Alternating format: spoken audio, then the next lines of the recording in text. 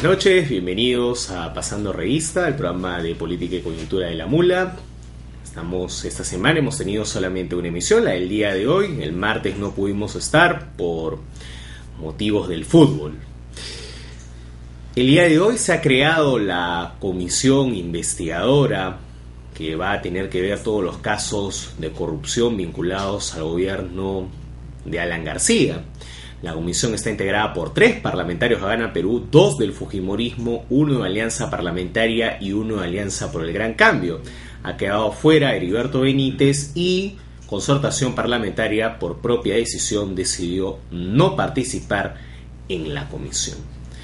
Para hablar de lo que puede ser esta comisión, para hablar en general de lo que debe ser una lucha anticorrupción seria en un gobierno además que ha tenido como una de sus banderas la lucha contra la corrupción, tenemos a un invitado de lujo. Estamos con el ex fiscal, abogado, Avelino Guillén, quien fue uno de los fiscales encargados de los procesos contra el expresidente Alberto Fujimori, quien también se ha desempeñado como fiscal supremo en la Oficina de Control Interno, en la Fiscalía Suprema de Control Interno. Y además estuvo en la Comisión de Transferencia de Gana Perú en el rubro de justicia. Doctor Guillén, bienvenido. Buenas noches, muchas gracias por la invitación.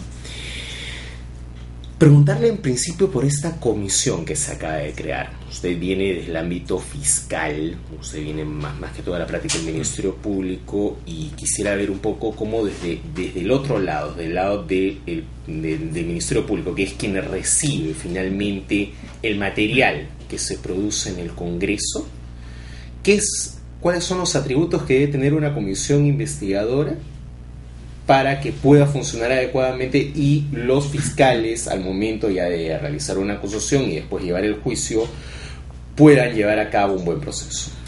Bueno, según nuestra Constitución hay determinados funcionarios que gozan del antejuicio.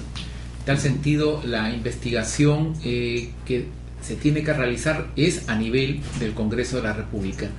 Esta comisión multipartidaria tiene que investigar determinados hechos que de diferentes medios de prensa vienen sosteniendo como hechos de corrupción.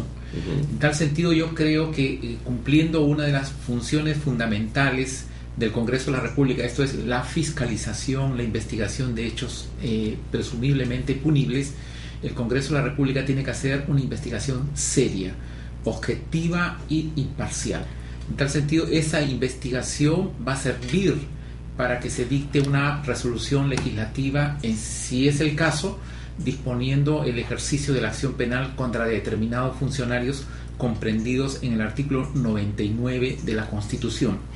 Las conclusiones de la investigación son puestas en consideración del Pleno del Congreso y, si se aprueban, pasan al Ministerio Público, quien ejercita la acción penal, y esa denuncia es de conocimiento del vocal supremo instructor, quien lleva a cabo una investigación a nivel del Poder Judicial, y eso posteriormente deriva en un proceso ante la Sala Penal Especial. Esto es un acto de juzgamiento que concluye con una sentencia, sea absolutoria o condenatoria.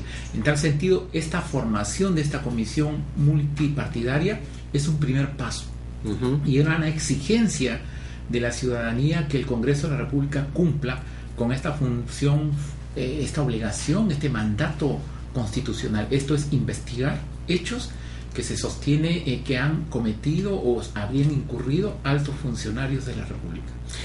Ahora, usted tuvo la función como fiscal, la posibilidad y el encargo de la nación de poder encargarse de una de las acusaciones más importantes de la historia republicana, que es contra un expresidente, y además en 4 procesos penales, los 4 cuando él ya estaba aquí, que lo declararon culpable.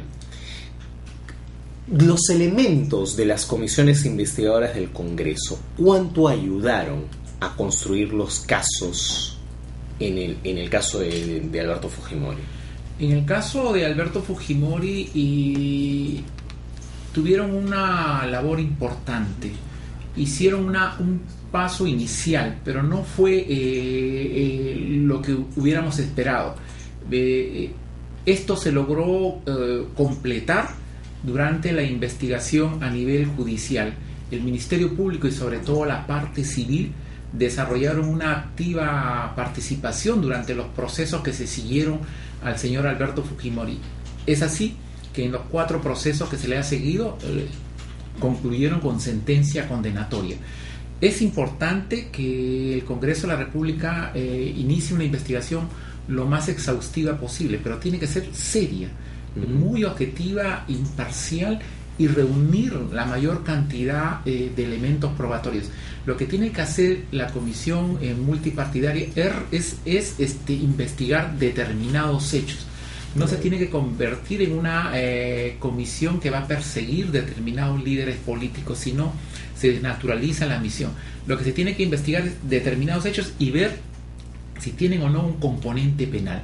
Si esto es así, si tiene un componente penal, obviamente el Congreso se pronuncia y tipifica las conductas presumiblemente delictivas, y eso pasa al Ministerio Público, y el Ministerio Público ejercita la acción penal. En resumen, el Congreso de la República tiene en sus manos la tarea fundamental que le ha encomendado la Constitución Política de realizar una investigación, y lo tiene que hacer lo más seria y de mayor nivel profesional posible, y para ello tiene que contar con un equipo de asesores de primer nivel. Ello implica entonces, por un lado, que desde el Congreso de la República se tenga, de un lado, el mayor nivel de reserva posible durante las investigaciones, y de otro lado, un equipo de asesores que sea solvente no solamente en la parte penal, sino, por ejemplo, en el tema de lavado de activos, en el tema de lectura de cuentas, en el tema de derecho administrativo, es decir, toda una serie de cuestiones que desde el Estado son importantes para poder llegar a una conclusión sobre un acto de corrupción. Lo fundamental es lo que usted dice, el equipo multidisciplinario de asesores tiene que contar con, por ejemplo, con auditores, con contadores, con gente experta en investigación, pero lo fundamental de la comisión, esto es adelantando algo, es que ellos tienen que tener una estrategia y un objetivo. ¿Qué es lo que están persiguiendo? Tienen que tener una teoría del caso, tienen que definir cuáles son los casos que van a investigar y cuáles van a ser las estrategias para dilucidar y para esclarecer esos hechos. Si no, si van a avanzar de manera atropellada, de manera desordenada, dando mucha cobertura a la prensa, esto se convierte en un circo, y eso no le hace nada bien al Congreso de la República. Lo más serio posible, en reserva, informándolo indispensable a la opinión pública, también tienen que dar cuenta de lo que están haciendo, pero de una forma concreta y objetiva, sin adelantar opinión, para que más adelante no se cuestione las conclusiones de esta comisión. También usted acaba de mencionar también de que para que estos procesos que comienzan en el Congreso y terminan en el Poder Judicial puedan tener un buen nivel, un buen manejo, se requiere de una parte civil fuerte. En los casos de derechos humanos, la parte civil fue ejercida por las organizaciones de defensa de derechos humanos, pero en los casos de corrupción, que es lo que nos va a ocupar en este año de mandato que va a tener esta comisión, va a ser más bien el propio Estado, a través de una Procuraduría Anticorrupción, la que se encargue de esto. Claro, la Procuraduría que nosotros denominamos General Anticorrupción tiene que participar en estas investigaciones que va a realizar esta comisión multipartidaria, y tiene que intervenir aportando pruebas, tiene que intervenir contribuyendo a la tipificación de los hechos, dándole una calificación jurídica adecuada a los hechos que va a investigar el Congreso de la República. No olvide usted que son básicamente los congresistas actores políticos, no son en su mayoría abogados. En tal sentido, es importante que reciban la opinión para que se surja un debate con los abogados defensores, los investigados, para que la comisión tenga un criterio jurídico definido y presente al Pleno del Congreso sus conclusiones debidamente sustentadas. Esto es, se tiene que hacer una investigación seria.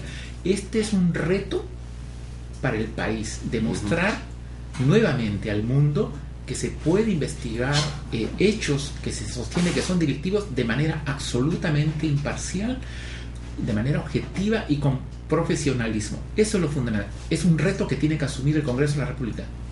Ahora, desde el lado del Poder Ejecutivo, mencionábamos un poco la Procuraduría, y cuando el país tuvo la buena fortuna de que durante los gobiernos de Valentín Paniagua y Alejandro Toledo, en el caso de Fujimori, volviendo a la analogía del caso que más o menos conocemos, tuvimos una Procuraduría ad hoc que se encargó de una investigación exhaustiva de estos altos funcionarios y que colaboró junto con el trabajo del Congreso, junto con la labor del Poder Judicial y con la labor obviamente del Ministerio Público, en el cual fue usted uno de los actores centrales, para poder llevar adelante estos casos. En estos momentos la Procuraduría ad hoc ha sido absorbida, en el caso de Fujimori, por esta Procuraduría Anticorrupción General, y el gobierno de Gana Perú, específicamente el doctor Iguren, prometió una Procuraduría de alto nivel, que creo que ustedes también la contemplaron en la Comisión de Transferencia. Así es. ¿Hay algún avance sobre esta Procuraduría de alto nivel? ¿Se sabe algo de esto? Lo que sé yo es que el gobierno ha asumido ese compromiso y esperemos que en los próximos días definan y ya se ponga en funcionamiento esta Procuraduría General Anticorrupción, que se va a encargar de participar en las investigaciones que se lleven a cabo contra altos funcionarios del Estado comprendidos en el artículo 99 de la Constitución y los designados mediante resolución suprema. Es fundamental que el Estado peruano se defienda bien. Es el principal agraviado en los hechos de corrupción y el Estado tiene que tener una herramienta eficaz para combatir la corrupción. En tal sentido, así, teniendo los antecedentes de los procuradores Ugaz, Vargas Valdivia, Antonio Maldonado, tenemos que seguir con ese camino y tratar de aportar lo máximo posible a que estas investigaciones que van a realizar el Congreso de la República tengan un final exitoso. Ahora, esa Procuraduría obviamente tendría que tener una vocación de permanencia, no ser ya una situación ad hoc. En el caso de Fujimori y Montesinos se creó una ad hoc porque la situación, el nivel de corrupción era tan grande que era necesario crear una ad hoc, pero en circunstancias ya democráticas sí es necesaria una Procuraduría con vocación de permanencia para estos altos funcionarios, porque claro, no solamente vamos a investigar actos del pasado, vamos a investigar actos del presente, o sea, de este gobierno y el futuro, lo cual implica que el gobierno, si se decide crear esa Procuraduría, tenga la decisión política de decir: yo me someto a investigación. Claro, este gobierno durante la campaña electoral desde un inicio dijo: la honestidad hace la diferencia. Es un compromiso que ellos han asumido y eso es un compromiso, es una deuda con el pueblo peruano. En tal sentido, están en la obligación de crear esta nueva Procuraduría Anticorrupción, y que tiene que tener visos de permanencia, tiene que tener, no es un organismo transitorio ni solamente para investigar hechos del gobierno aprista, sino que tiene que ser con visos hacia el futuro para investigar hechos del pasado, del presente y lo que se venga.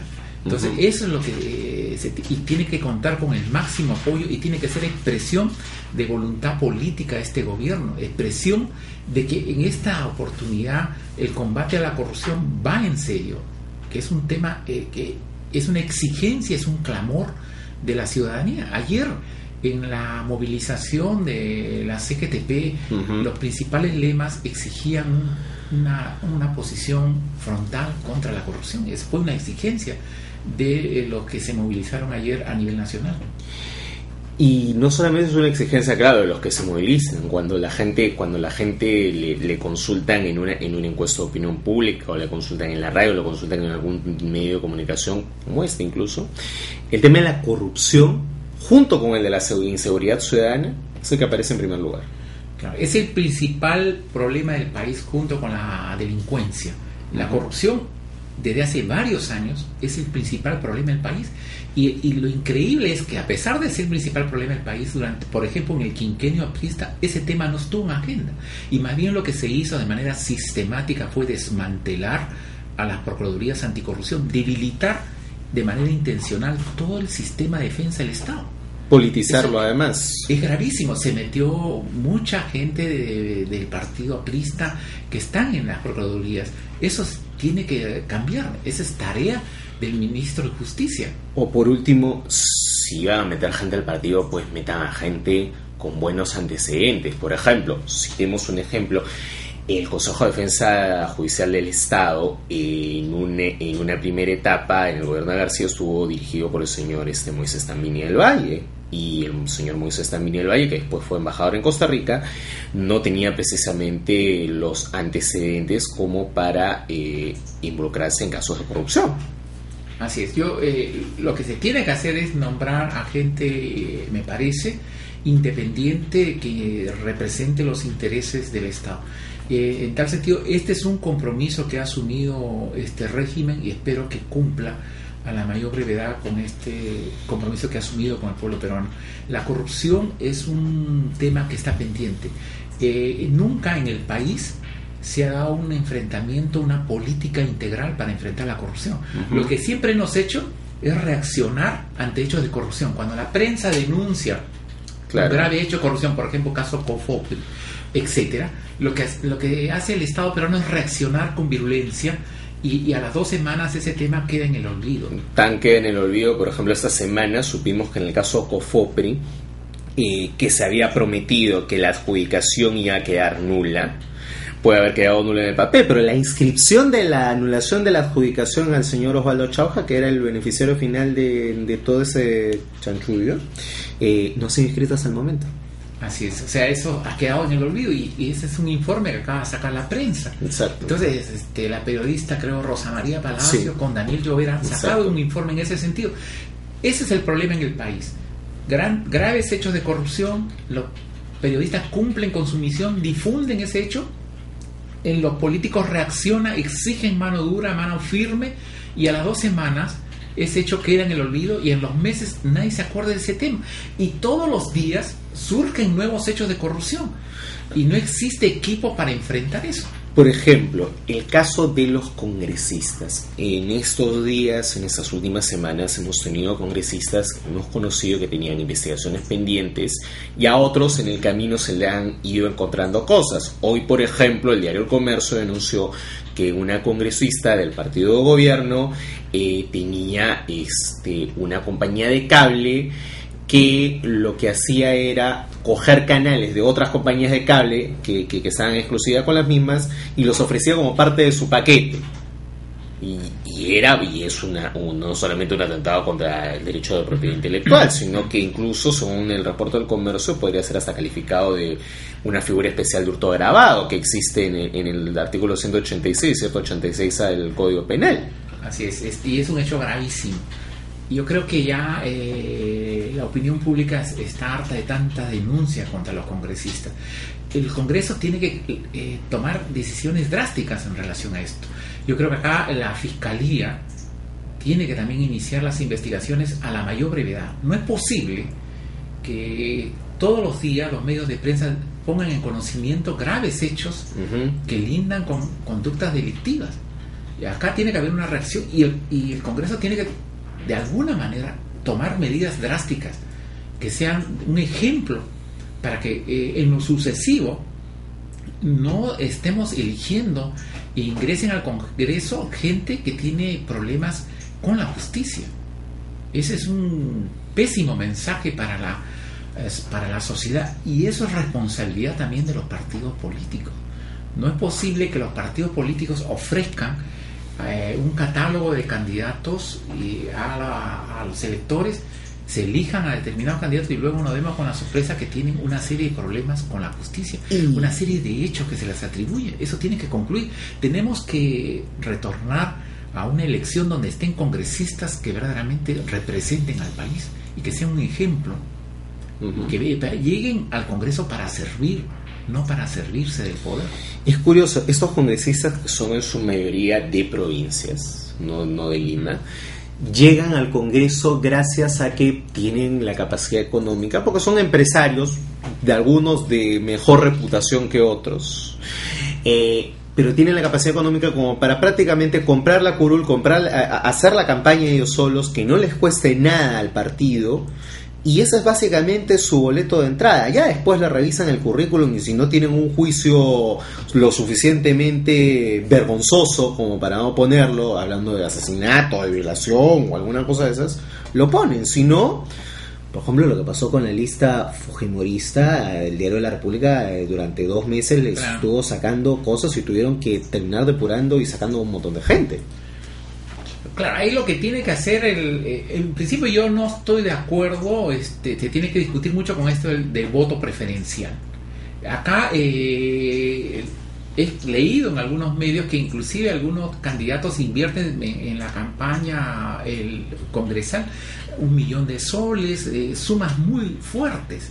Si sumamos sus ingresos durante 5 años no llegan a ese mundo. Entonces, ¿para qué ingresan al Congreso? Si están invirtiendo millonarias sumas. He leído también en Diario de la República que pagan para inscribirse en la lista $200,000 y luego viene los gastos de campaña. O sea, es una inversión que no entiendo si la remuneración no es muy atractiva. Y comparando, sumando, salen perdiendo ellos trabajando honestamente. Claro, pero muchos de ellos que son empresarios van a las comisiones del Congreso que justamente tienen que ver con sus negocios. Claro, justamente buscan, por ejemplo, si son propietarios de universidades, buscan la comisión de educación. Si están en pesca, con dueños de embarcaciones pesqueras, van a la comisión de PEA, a la comisión de producción, y están ahí. Eso tiene, yo creo que acá para el 2016 se tiene que realizar, y el Jurado Nacional de Elecciones tiene que cumplir con su función. El Jurado Nacional de Elecciones tiene la percepción equivocada que solamente supervigila el acto electoral. Esto es cuando uno deposita el voto en un ánfora. Esto no es así. Ellos tienen la obligación de supervisar todo el proceso de un inicio, desde la inscripción. Y lo curioso es que se para peleando con la OMPE para ver quién tiene más o menos facultades, pero cuando a la hora de los logros, cuando tienen que fiscalizar, ninguno de los dos fiscaliza porque se siguen peleando. Felizmente el Tribunal Constitucional acaba de resolver una de las tantas contiendas de competencia que tienen puestas. Claro. ¿Quién resuelve, quién ve el financiamiento de la campaña de las candidaturas, de los partidos? Ahora dicen, el Tribunal Constitucional acaba de decir que es el jurado. El jurado le corresponde. Entonces el jurado tiene que asumir. No es asumir un cargo y estar ahí sentado muy elegantemente con una cinta y limitarse al acto electoral. No es así. Exacto. Tiene que cumplir con su función. Implica riesgos, implica trabajo y lo tienen que cumplir. Ahora, usted, hemos mencionado el Poder Ejecutivo, hemos mencionado el Congreso, hemos mencionado un poco la labor que cada órgano tendría que hacer en un sistema anticorrupción, pero también es necesaria la depuración de los malos elementos que pueden haber en el sistema de justicia. Usted ha sido fiscal supremo de control interno. Desde esa experiencia, ¿qué es lo que tendría que hacerse en el Ministerio Público y en el Poder Judicial, donde más en el Poder Judicial que en el Ministerio Público hay casos de corrupción? No solamente hablamos de sumas grandes, de estudios grandes yendo a visitar secretarios, sino de toda una suerte de micropolítica y microcosmos alrededor de estas instituciones que paga, que abunda la corrupción menuda en muchos casos, se desaparecen expedientes, se alargan los plazos. Pasa, eso todo el mundo que está metido en el mundo del derecho lo conoce y lo sabe. Es una realidad que no se puede negar. En el sistema judicial existe un alto componente de corrupción y existen núcleos, redes de corrupción que operan no solamente en Lima, sino básicamente en provincias. Uh-huh. Yo creo que acá los titulares, tanto del Ministerio Público como del Poder Judicial, tienen que asumir esa responsabilidad de combatir frontalmente a la corrupción. Además, el Consejo Nacional de la Magistratura tiene que llevar adelante procesos disciplinarios con la debida eficacia. No es posible que pasen los años y el mismo nivel de corrupción se mantenga igual. No existe un cambio en cuanto al nivel de limpieza y honestidad que puedan mostrar los magistrados. Ese es un tema muy delicado. Si usted revisa las encuestas, la gran mayoría de la opinión pública, la crítica más frontal que tienen contra el sistema judicial es el tema de la corrupción. En tal sentido, se tienen que tomar medidas drásticas. Yo creo que acá, y además, para ser sinceros, en el sistema judicial todos nos conocemos. Exacto. Y sabemos quiénes son. Y lamentablemente ahí están. Y van a seguir ahí mientras nosotros no hagamos algo. Y mientras desviemos la mirada y no asumamos el reto de combatir eso. Y ellos van a estar ahí y están y se burlan. Porque no existen procedimientos expeditivos y no existe sobre todo un compromiso real y militante de las principales autoridades para combatir la corrupción. Ese es el grave problema. Preferimos desviar la mirada, preferimos tocar otros temas, preferimos asumir otras tareas en vez de limpiar la casa, pero una limpieza total. Reconstruir el sistema judicial, y eso requiere un nivel de compromiso muy fuerte con el país, asumiendo una tarea que la población exige. Además, es una obligación del Estado brindar un servicio de justicia adecuado, honesto y transparente. Es un derecho de los ciudadanos, además. Un derecho. ¿Cómo es posible que en el país tengan justicia quienes tienen recursos económicos? Que puedan contar un estudio jurídico muy bueno, con mucha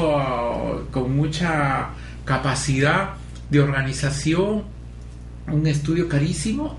Entonces ellos solamente tienen justicia y la gran mayoría de la población. Sin ir muy lejos, en el caso Walter Oyarse, bueno, felizmente en el caso de la víctima tiene un buen estudio atrás. Pero imaginemos que la víctima no hubiera podido tener, el señor Walter Oyarse padre, un marino en retiro, no hubiera podido tener los recursos económicos para solventar, o que el estudio UGAS en este caso no haya querido tomar un caso tipo pro bono, como hay estudios que lo hacen, y haya tenido que enfrentar con un abogado que tiene que enfrentarse a otro estudio grande, con prensa y con asesores de imagen. Hubiera sido eso, inevitablemente hubiera terminado en una situación que podría terminar en un archivo.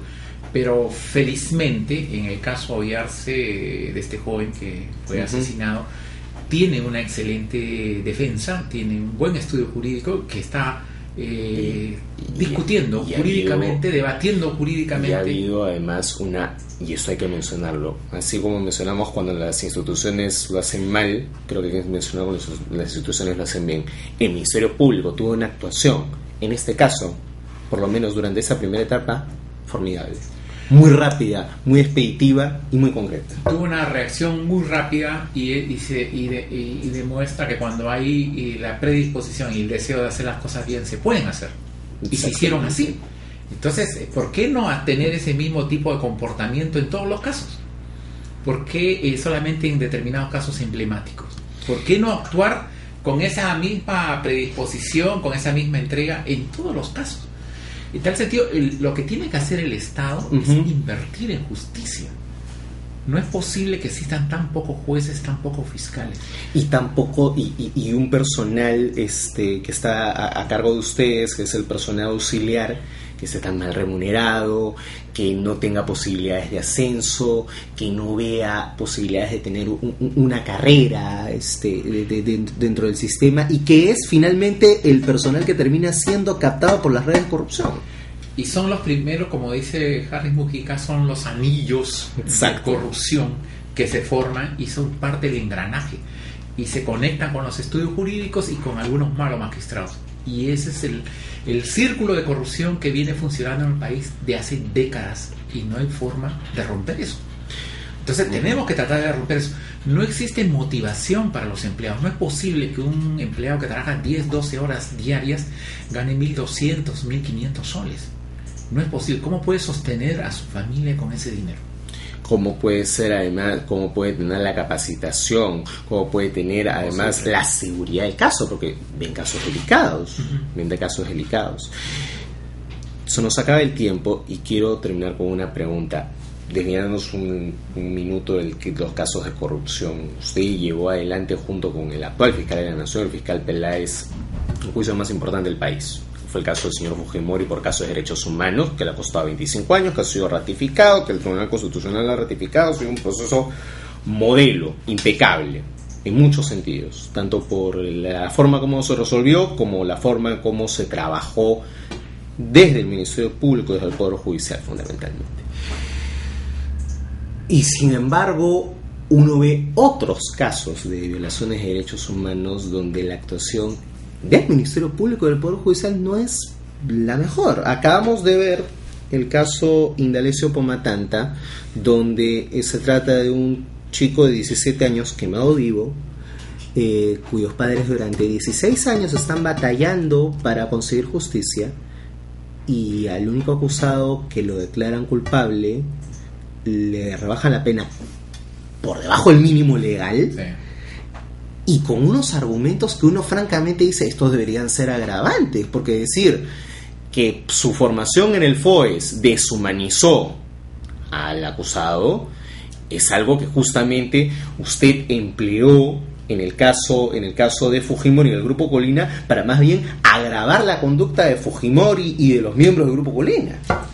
Claro, felizmente la parte civil y la Fiscalía han interpuesto recurso de nulidad.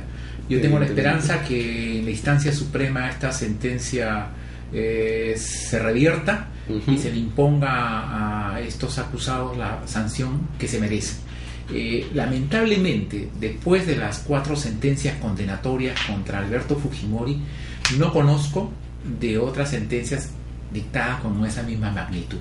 No conozco de sentencias por casos de corrupción donde el Poder Judicial haya repetido esa gran actuación. O por casos de derechos humanos también. Por casos de derechos humanos tampoco se ha dado.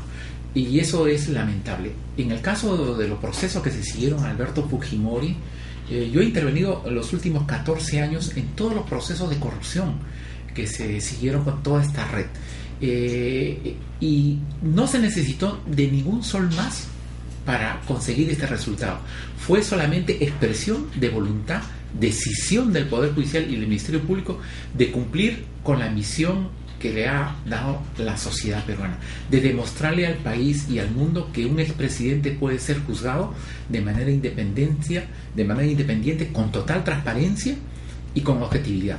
Y nosotros cumplimos con ese reto y le mostramos al mundo que en el Perú se puede cumplir con la ley, y además fue una lección para la ciudadanía, un mensaje preventivo de que cualquier gobernante que incurra en conductas delictivas o que viola derechos humanos puede ser merecedor en algún momento de la sanción que le corresponde.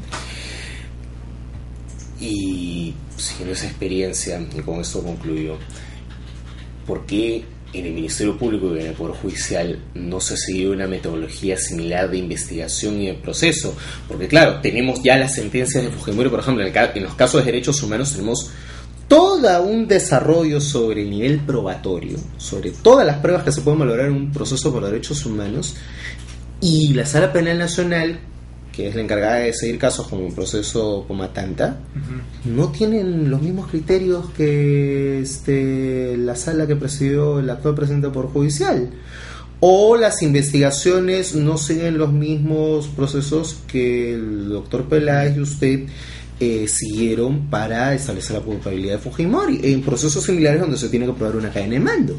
Lo que pasa es que hay que repotenciar a todos los actores. Se ha dado un debilitamiento en la actuación básicamente de lo que corresponde a la actuación del Ministerio Público.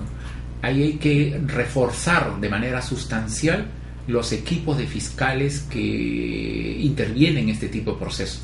La definición de los procesos, la suerte de un proceso básicamente está en manos del fiscal.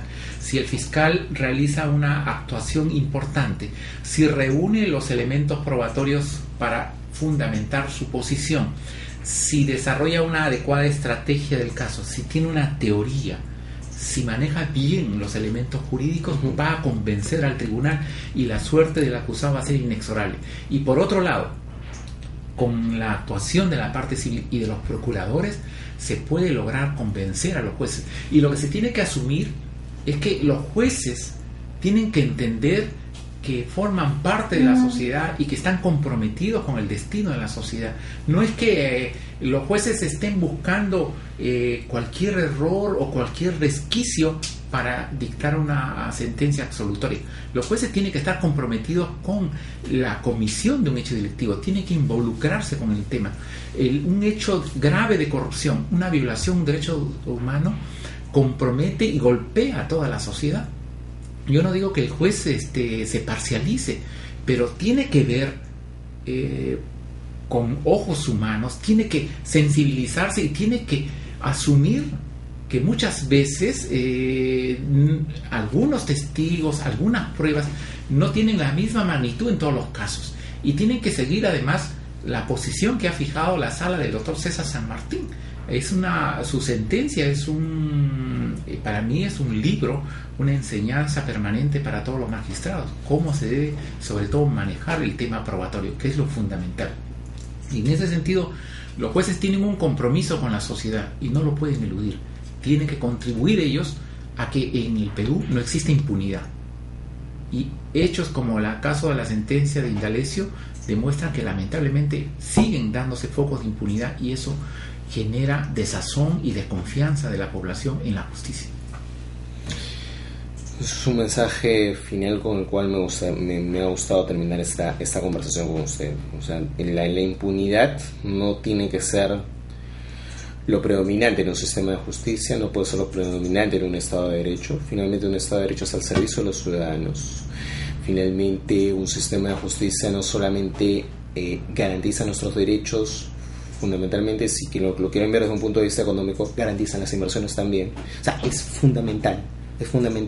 Y combatir la corrupción, como lo hemos conversado, es fundamental para que el país siga creciendo, para que el país se siga desarrollando y para que los recursos no se sigan desviando de su función central, que es inclusión social. Claro, si seguimos con la impunidad, si seguimos con los niveles de corrupción a nivel del Estado peruano, el país va a seguir con niveles altos de atraso. No puede haber crecimiento, no se puede sostener que el Perú avanza con estos altísimos niveles de corrupción. Esa es una falacia, es un espejismo. Para que exista un avance en el país tiene que haber una inclusión y un compromiso, y sobre todo el Estado tiene que cumplir con sus deberes que establece el artículo 44 en la Constitución. Y uno de esos deberes es impartir justicia. Y si hay impunidad, no hay justicia. Impunidad en temas de corrupción, en temas de violaciones de derechos humanos, es insostenible con un Estado de Derecho. Doctor Guillén, le agradezco mucho que haya venido aquí hoy, le agradezco que nos haya expuesto su experiencia, su conocimiento del Estado, en toda su experiencia como funcionario público en la Comisión de Transferencia, y buena suerte en el futuro, en su actividad como abogado y en todo lo que pueda venir más adelante. Muchas gracias, señor. Volvemos en un minuto. Gracias.